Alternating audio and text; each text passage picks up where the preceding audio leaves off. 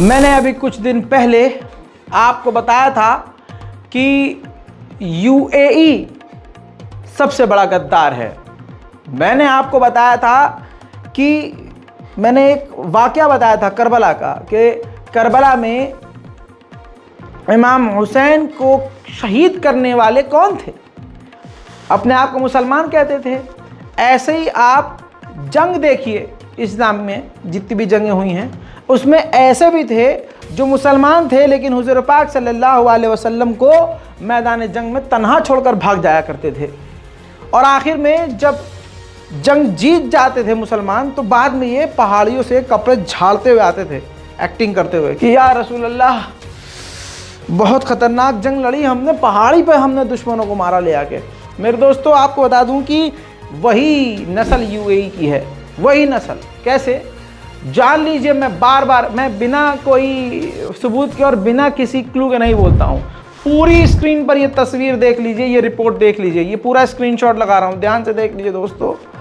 ये रिपोर्ट है कि यूएई के 8 मिलिट्री ट्रांसपोर्ट प्लेन, यानी 8 बड़े वाले ट्रांसपोर्ट वाले जहाज हथियार भर भर कर उतरे थे इजराइल। जी हाँ, जिन मिसाइलों और हथियारों का और बमों का इस्तेमाल इजराइल गाजा के खिलाफ कर रहा है दोस्तों, वो हथियार पहुंचाने वाला अमेरिका के अलावा मुस्लिम वाहिद देश यूएई है।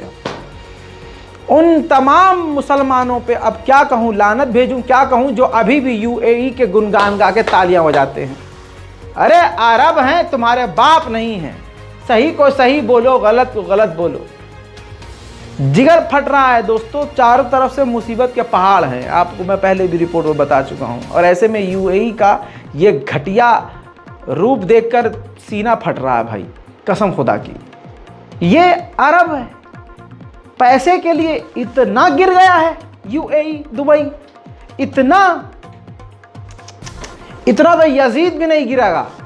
और कसम खुदा की, अगर यही यूएई के ये शासन वाले, ये सरकार अगर उस ज़माने में होती ना तो भाई साहब ये यजीद के साथ होते। ये बात बिल्कुल हकीकत है, इसमें कोई दो राय नहीं है।